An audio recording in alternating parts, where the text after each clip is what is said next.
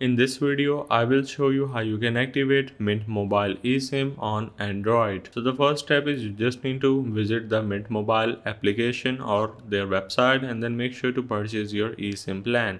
Once you have purchased your eSIM plan, you will going to receive a QR code onto your device. It can be within the application or onto their email. Then you just need to open up your device settings. Once you are in, you need to look for the option of eSIM. It can be in your connection or SIM manager.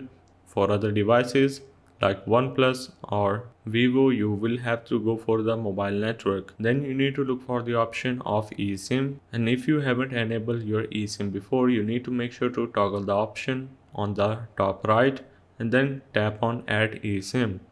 Now click on next on the bottom right, and now you just need to scan the QR code that you have received from your Mint Mobile. Once you have scanned the QR code, click on download on the bottom right, and it might take few minutes to activate your eSIM on your device, so make sure to let it activate completely. And once you have activated your eSIM, you can now go back to your eSIMs, and then as you can see Mint Mobile.